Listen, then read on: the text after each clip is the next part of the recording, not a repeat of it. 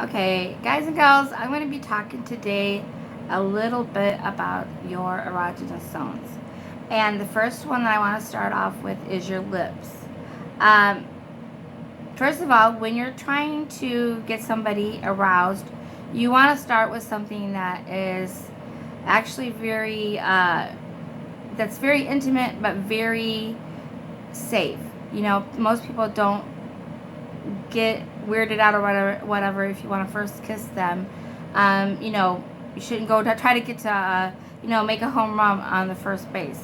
So when you're kissing the lips, um, sometimes if your partner is consenting and enjoys it, you can also do things like lightly biting the bottom lip or taking your fingers and gently rubbing them on their lips and seeing how they respond to that. They respond in a positive way.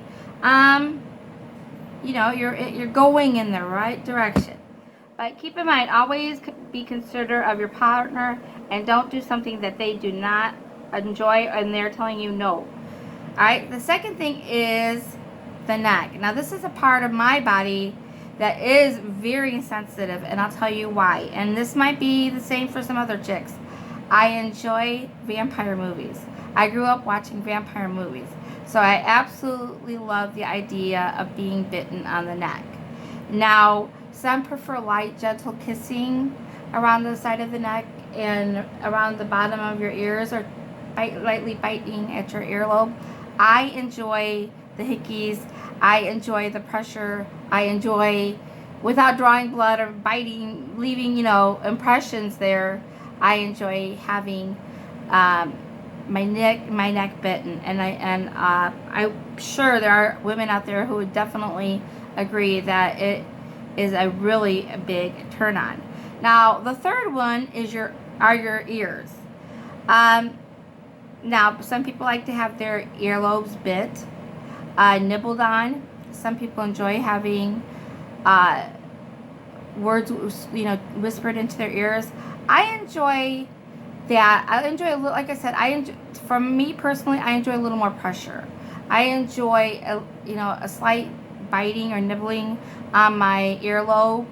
I like to feel the warm breath of my partner against my ear and my neck. To me, it's very sensual and very seductive, and that is definitely a great part of foreplay to start with, to work your way into possibly going on to intercourse. But you want to, like I said, you want a consensual partner, adult partner who uh, enjoys this, and you're both comfortable with it, and that is the very most important thing. Now, if you already are in a relationship or with somebody that is an adult and is consenting and enjoys being with you and you enjoy being with them and you want to have sexual foreplay, why not try the nipples? Now, there's some things about the nipples that guys do think of, some things that guys don't think about. Some girls just like the touching of the nipple. Some girls have super sensitive nipples, even guys. Now, this is not just for women, because some guys, enjoy having their nipples. I personally enjoy biting my mate's nipples, but my mate doesn't really care for that. So I have to be considerate and try not to do that because I want him to enjoy the sexual experience as well.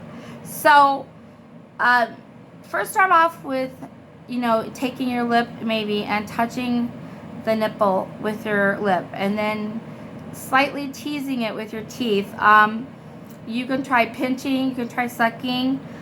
If you enjoy this, there again, I do. Um, you can try, if you're both consenting to this, you can try nipple clamps. Make sure you know how to use them correctly, because if you don't, you're going to be causing pain instead of causing pleasure.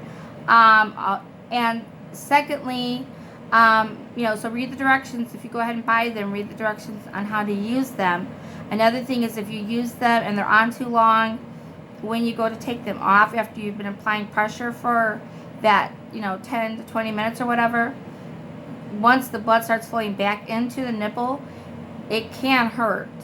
I personally have experienced that. So you gotta play around with it.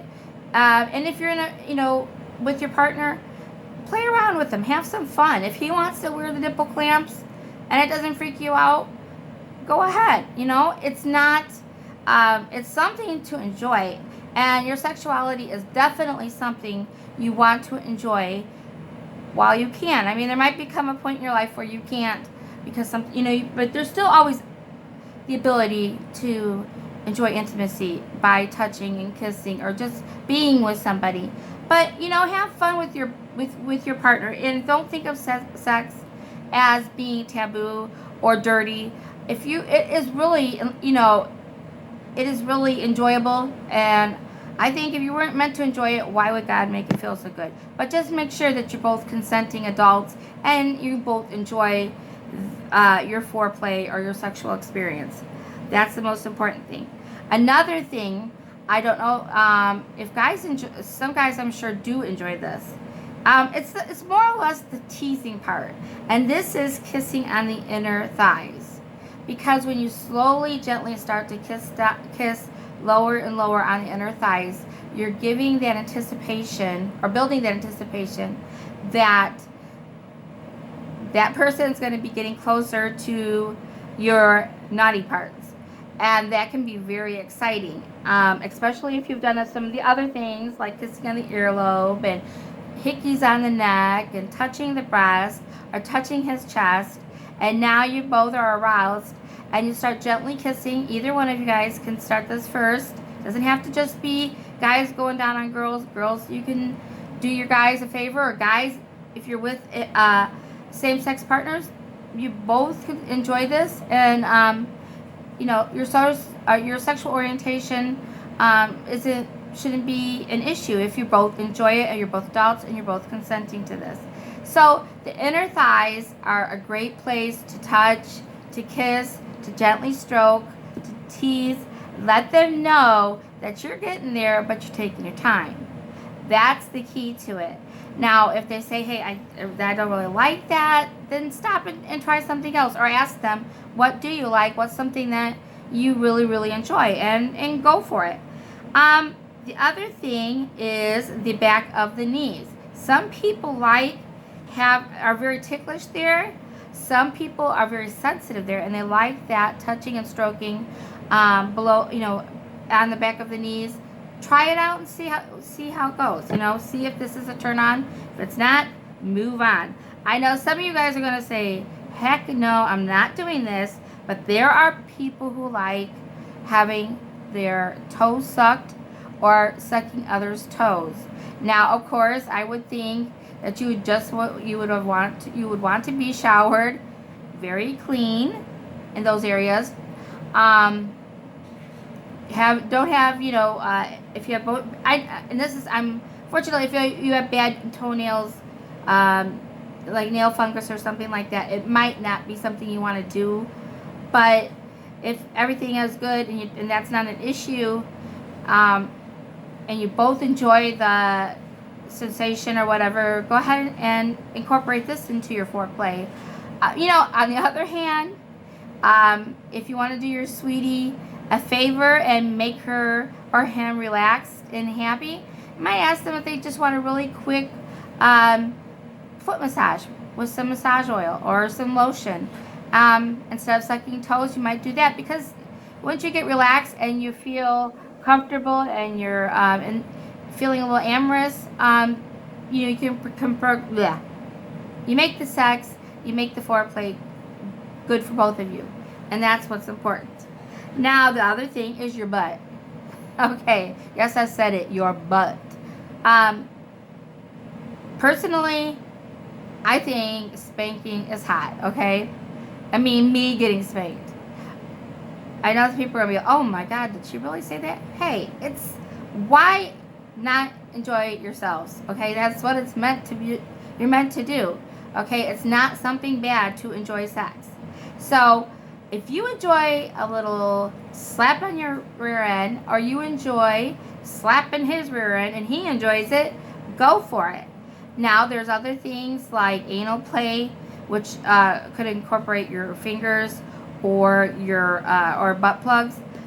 Those things, like I said, you might want to discuss with your partner ahead of time so you don't make them uncomfortable or make yourself uncomfortable.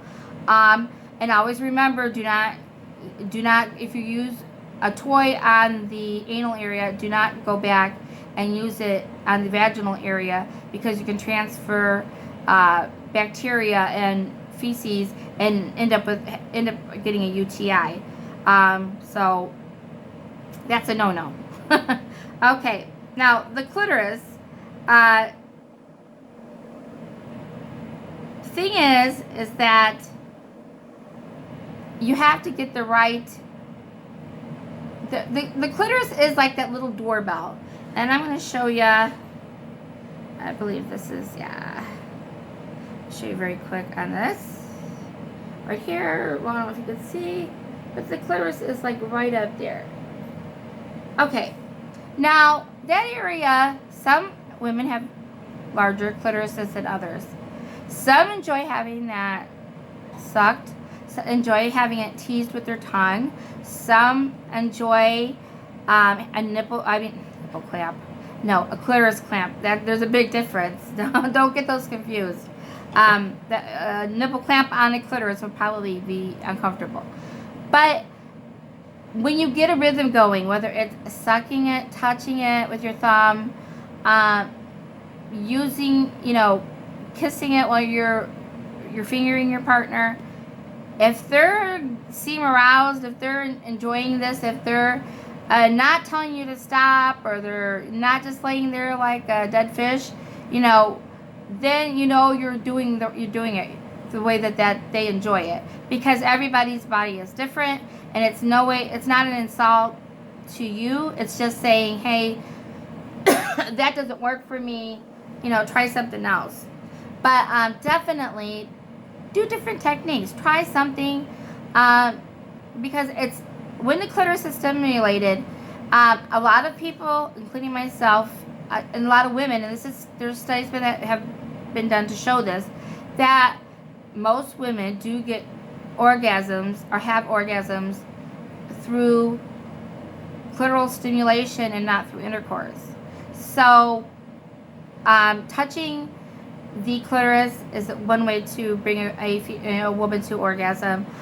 Using your tongue is another way to bring a woman to orgasm. And so that's just to give you a heads up on that, because a lot of times, the intercourse will not. I don't have any luck having an orgasm during intercourse, so that's why I prefer oral sex for my orgasm. So the vagina, that is something you can also incorporate, which I'm sure you do, but maybe use stimulating it while you're stimulating the clitoris. You can use a toy. I recommend glass dildos because they are very hygienic. You can wash them in very hot water. You can let them sit in the hot water and make sure they're very, very clean, and dry it off well before you use them.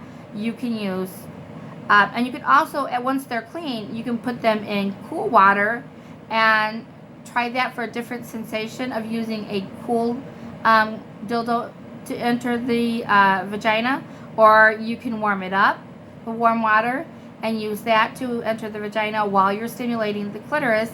And personally, for me, I like that because I can actually tighten up my pelvic muscles, and so that it also simulates having intercourse while you're being given oral sex, and it works great for me to have an orgasm that way. So that might be something you want to try as well.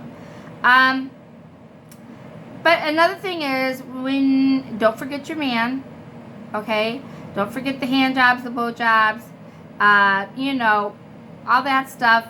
Not that the guy doesn't want to have intercourse, but sometimes he wants to just lay back for a little bit and have his junk played with. And don't forget the testicles and the scrotum, because those are also very sensitive areas. They have a lot of nerve endings, and especially if you use a little plain KY water soluble lubricant, on that area, you can really get a guy aroused, and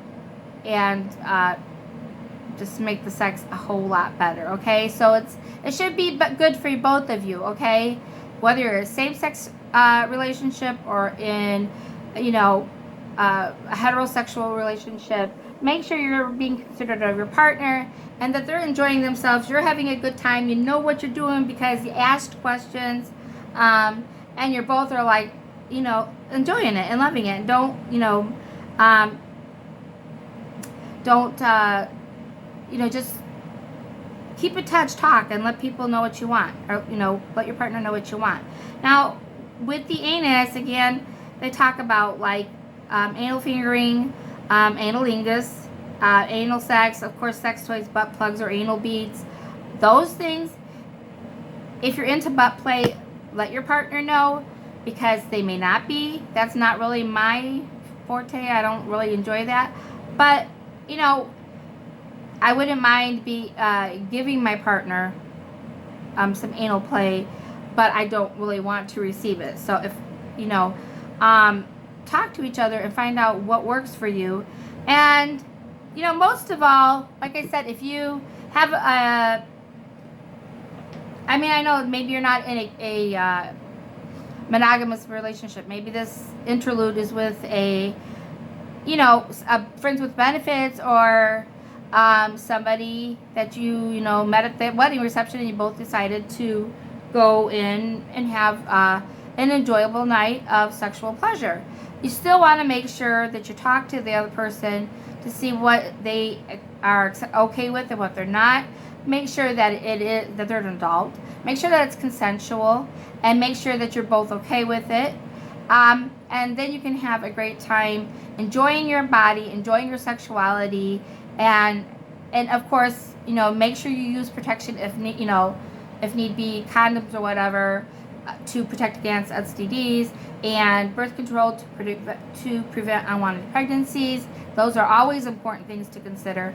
But most of all, if you're in a monogamous relationship, it doesn't have to be boring. Like I said, whether homosexual, same-sex, opposite-sex relationship, or heterosexual, you know what I'm saying? You can enjoy your sex life. I'm 50. You can enjoy your sex life well into your 60s and 70s and even to your 80s, as long as you work on it with your partner. If you're working towards them and they're working towards you and towards helping you to have a satisfying sex life, then you guys can come together, and trust me, you can make it an awesome, truly enjoyable sex life. You can role play, you can add toys, you can add different, you know, different places, you know, and make it fun. So anyways, I hope you enjoyed this video. It is, I'm not a doctor or anything. This is for entertainment purposes only. I'm giving you my opinions. So, you know, do your own research and figure out what works best for you, or what works best for your partner. And then, like I said, enjoy your sexuality, enjoy your body, okay? Have a great day, and have a blessed day. And until I see you again, peace out, guys.